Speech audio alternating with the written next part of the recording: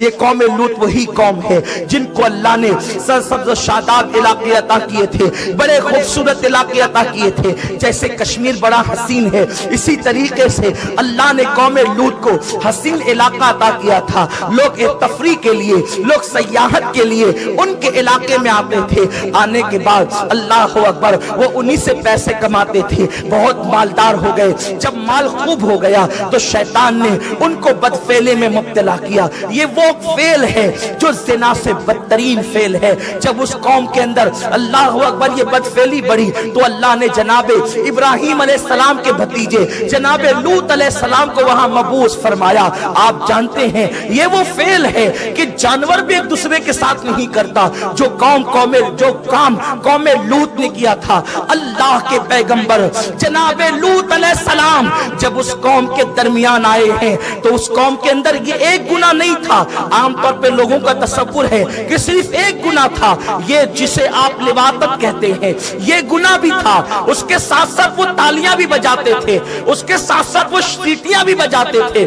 سیٹی بجانے کا ان کے اندر عام رواج تھا، تالیاں بجانے کا ان کے اندر عام رواج تھا۔ یعنی اللہ اکبر شرافت سے گری ہوئی حرکتیں وہ سب کچھ کرتے تھے۔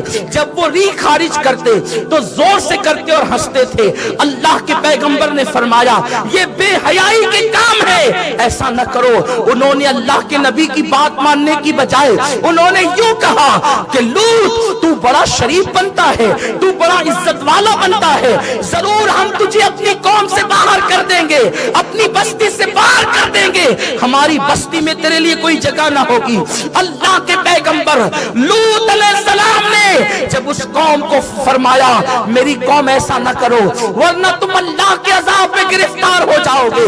جب بھی کوئی قوم گناہ پر دلیر ہوئی ہے تو خوشحالی کے بعد دلیر ہوئی ہے، مالداری کے بعد دلیر ہوئی ہے۔ اللہ نے جب کسی قوم کو ہلاک کرنا چاہا تو پہلے اسے مال دیا، پہلے اسے دولت دی، پہلے اسے خوشحالی دی، پہلے اسے طاقت و قوت دی، پہلے اسے غلبہ دیا۔ اس کے بعد وہ قوم جب سرکش ہو گئی تو اللہ نے نبیوں کو مبعوث فرمایا، انبیاء تشریف لائے، انہیں سمجھایا لیکن وہ نہ مانے۔ جناب لوط کی قوم نے جب انہیں ٹکا سا جواب دیا، ان کی بے ادبی کی، ان کی حرمت کو پامال کیا تو میرے اللہ نے فیصلہ کیا قوم لوط کو ہلاک کر دیا جائے گا۔ جب یہ خبر جناب ابراہیم علیہ السلام کے پاس پہنچی کہ قدرت کی طرف سے اعلان ہو چکا ہے کہ قوم لوط کو ہلاک کر دیا جائے گا، ابراہیم علیہ السلام بڑے نرم دل انسان تھے، ان کے دل میں انسانوں کے لیے بڑی ہمدردی تھی، بڑا رحم و کرم تھا۔ اللہ کے نبی جناب خلیل نے ہاتھ اٹھا دیے، اللہ قوم لوط کو تیرے عذاب سے بچا لے۔ جواب آیا ابراہیم اب تم ان کے لیے دعا نہ کرو، ہم نے جس قوم کے لیے عذاب کا فیصلہ کر لیا ہے اب تم ان کے لیے دعا نہ کرو۔ جناب ابراہیم علیہ السلام کو روک دیا گیا اور اس کے بعد پتھر کی بارش کی گئی۔ کس طریقے سے کی گئی اس کا ایک اشارہ کر کے اپنے اصل عنوان کی طرف آتا ہوں۔ ان پر بارش روک دی گئی۔ جب بارش رک گئی ہے تو اللہ اکبر ان لوگوں نے دعا کی اللہ سے، اللہ باران رحمت کا نزول فرما۔ جب بارش رکی ہے تو بارش رکی تو یوں ہوا ان کے بدن جلنے لگے، یہاں تک کہ وہ بے حیا تو تھے ہی، وہ کپڑے اتار کر کے رہنے لگے، اس پر بھی ان کے بدن جلنے لگے۔ وہ اپنے مکانوں سے باہر نکل آئے اور اس کے بعد وہ کہتے تھے بارش کا نزول کر دے، بارش کا نزول کر دے۔ پھر یہ ہوا جب انہوں نے دعائیں کی بارش کے لیے تو آسمان پر ایک کالا سا سیاہ ٹکڑا چھا گیا۔ وہ خوش ہو گئے کہ دیکھو قدرت ہم سے راضی ہے، اسی لیے تو ہماری دعا پر آسمان پر بادل کا ٹکڑا آ گیا ہے اور اس سے ایسی ٹھنڈی ٹھنڈی ہوائیں آئی۔ وہ سب اپنے گھروں سے نکل گئے اور گھروں سے نکلنے کے بعد وہ اسی بادل کے ٹکڑے کے سائے میں آ گئے۔ وہ بادل کا ٹکڑا ان کے سروں پہ آ گیا۔ وہ خوش ہوتے تھے، وہ کودتے تھے، وہ تالیاں بجاتے تھے، وہ سیٹیاں بجاتے تھے، وہ اچھلتے تھے اور کہتے تھے خامخواہ لوط ہمیں اللہ کے عذاب سے ڈراتا ہے، اگر وہ ہماری ان کاموں پہ ناراض ہوتا تو ہم پر آسمان کا سے بادل کا یہ ٹکڑا کیوں آتا۔ لیکن اللہ اکبر قرآن کے اوراق گواہ ہے है, अहदीस का ज़कीरा गवाह है कि जिस वक्त वो सिया टुकड़ा उनके सरों के करीब आया, वो इस इंतजार में थे अब ठंडी हवाओं के बाद बाराने रहमत का नुज़ूल होगा।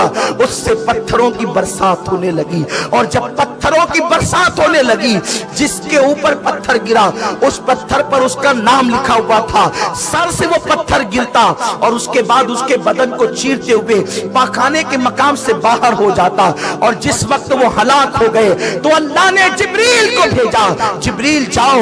हजरत जिब्रील ने जमीन के उस टुकड़े को अपने पर पे उठाया और इतना ऊपर उठाया कि आसमान के फरिश्ते उनके कुत्तों के भौंकने की आवाज को सुनने लगे। और फिर जनाबे जिब्रील अलैहिस्सलाम ने उस पूरा खित्ते जमीन को पलट दिया। बल्कि आज भी मुफस्सिरीन फरमाते हैं उस जमीन को खोदा जाता है तो अशिया वहां से उल्टी निकलती है। इस तरीके से उनको पलट दिया गया। मेरे प्यारे आका सल्लल्लाहु अलैहि वसल्लम के प्यारे दीवानों, ये कौमों की दास्तान बताने के बाद मेरे अल्लाह ने उम्मत मुहम्मदिया के ज़मीरों को झंझोड़ा है। तुमसे पहले रूबे जमीन पर खुशहाल कौमें आबाद हुई, मालदार कौमें आबाद हुई, ताकतवर कौमें आबाद हुई, लेकिन उन्होंने माल पाकर खुदा की इबादत की बजाय, उन्होंने ताकत पाने के बाद रब की बारगाह में झुकने की बजाय जब अय्याशियों के अड्डों को आबाद किया तो कुदरत ने उनकी बस्तियों को पलट दिया। अफला ताक़िलून, क्या तुम अक्ल से काम नहीं लेते? अल्लाह अकबर। कुरान मुकद्दस तुम्हें पुकार पुकार कर कह रहा है, खुदा जब किसी कौम को आजमाता है तो पहले उन पर इनायतें करता है, पहले उन पर खुशहाली भेजता है, पहले उनको मालो दौलत अता करता है। और जब वो कौमें खुदा की बारगाह में झुक जाती है तो इरशाद होता है लइन शकरतुम लाज़िदन्नकुम।